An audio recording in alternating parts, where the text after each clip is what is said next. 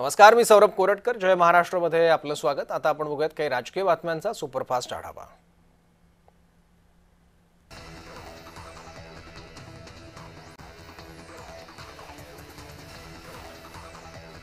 पार्थ अजित पवारला कसलीही clean chit नाहीये असं वक्तव्य चंद्रशेखर बावनकुळे यांनी केलंय. राजेंद्र मुठे यांची कसलीही चौकशी समिती नाही असंही बावनकुळे म्हणाले.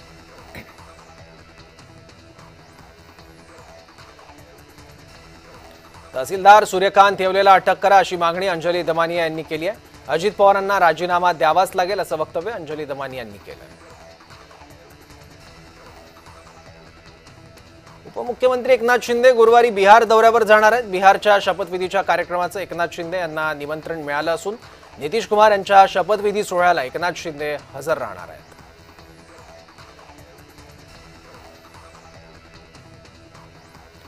पवारांनी ठाकरेंना दूर करावा अशी विनंती मुंबई काँग्रेसने शरद पवारांना केली आहे. तर वर्षा गायकवाड यांनी शरद पवारांची भेट देखील घेतली आहे.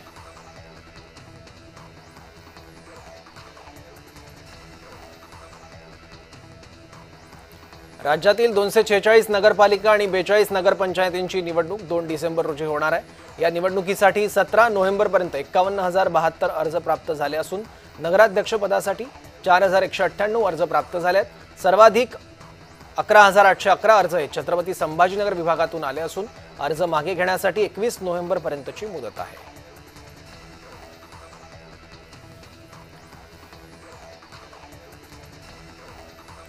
सांगलीचे खासदार विशाल पाटील यांनी बिहारच्या निकालावरून भाजपवर टीका केली आहे. लोकांची फसवणूक करून निवडणुकीच्या आदल्या दिवशी गाजर दाखवून निवडणुका जिंकल्या जातात असं म्हणत विशाल पाटील यांनी भाजपवर हल्लाबोल केला आहे.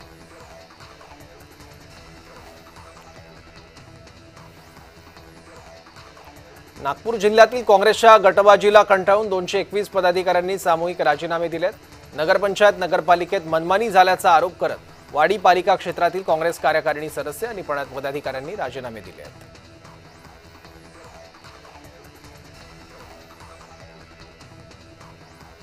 हदगाव नगरपरिषद निवडणुकीसाठी शरद पवार गट आणि राष्ट्रवादी एकत्र आली आहे. शरद पवार गटाच्या उमेदवार वर्षा देशमुख यांना राष्ट्रवादीने पाठिंबा दिलाय. दोन्ही पक्षांनी नगराध्यक्षपदासह 18 नगरसेवक पदासाठी उमेदवार दिले आहेत. दुसरीकडे शिवसेना आणि भाजपची युतीही झाली आहे.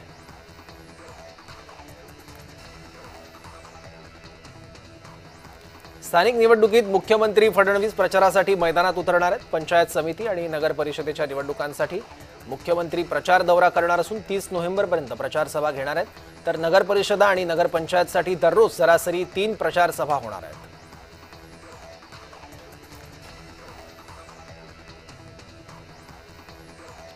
कराड नगरपालिका नगराध्यक्षपदाचे भाजपचे उमेदवार विनायक पावसकर यांच्या निवडणूक प्रचाराचा शुभारंभ करण्यात आलाय. यशवंतराव चव्हाण यांच्या समाधीला अभिवादन करून भाजप प्रदेश उपाध्यक्ष विक्रम पावसकर यांच्या उपस्थितीत शुभारंभ झाला.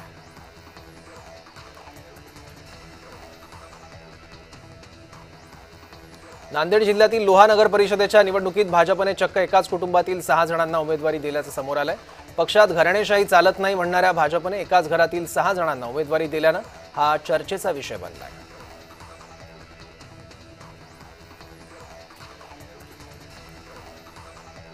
नितीश कुमार यांच्या नेतृत्वावर शिक्कामोर्तब करण्यात आलाय. रालोआ बैठकीत हा निर्णय होणार असून नितीश कुमारच पुन्हा बिहारचे मुख्यमंत्री होणार आहेत.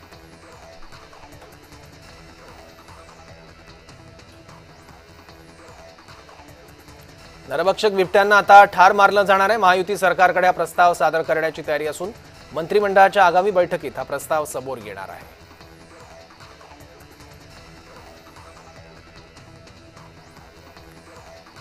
राजेंद्र मुठे चौकशी समितीच्या अहवालाचा निष्कर्ष लागलाय. पार्थ अजित पवार सही सलामत असून चौकशीत पार्थवर दोषारोप नाहीये अशी माहिती सूत्रांनी दिली आहे.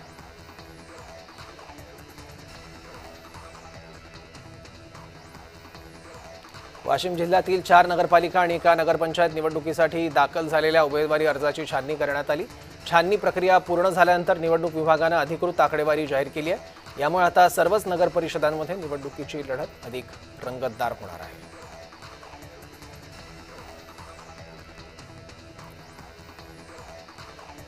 अलिबाग नगरपालिका निवडणुकीत शेकाप आणि काँग्रेस आघाडीच्या प्रचाराला सुरुवात करण्यात आली आहे. अलिबागचं ग्रामदैवत काळंबा देवीच्या मंदिरात नारळ फोडून प्रचाराचा प्रारंभ झाला. त्यानंतर शहरात प्रचार फेरी काढण्यात आली। यावेळी दोन्ही पक्षांचे उमेदवार, पदाधिकारी, कार्यकर्ते उपस्थित होते।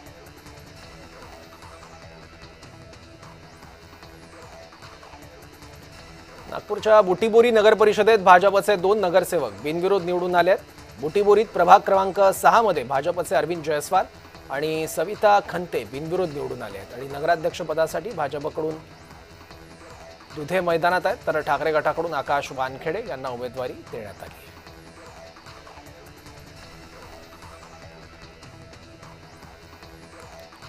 अमरावती जिल्ह्यात 10 नगर परिषद आणि 2 नगरपंचायत निवडणुकांसाठी रात्री उशिरापर्यंत उमेदवारी अर्जाची छाननी चालली। छाननीत नगराध्यक्ष पदाचे 19 आणि नगरसेवक पदाचे 295 उमेदवारी अर्ज अवैध ठरले आहेत। तर आता नगराध्यक्ष पदासाठी 108 उमेदवार आणि नगरसेवक पदासाठी 1516 उमेदवार कायम आहेत।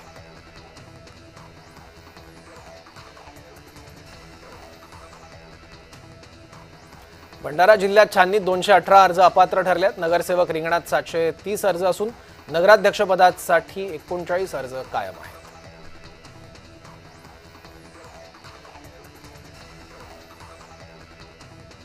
लास्ट स्टॉप खांदा या मराठी चित्रपटाच्या टीमनं मनसे अध्यक्ष राज ठाकरे यांची भेट घेतली। लास्ट स्टॉप खांदा या चित्रपटाच्या टीमनं शिवतीर्थावर जाऊन राज ठाकरे यांची भेट घेतली।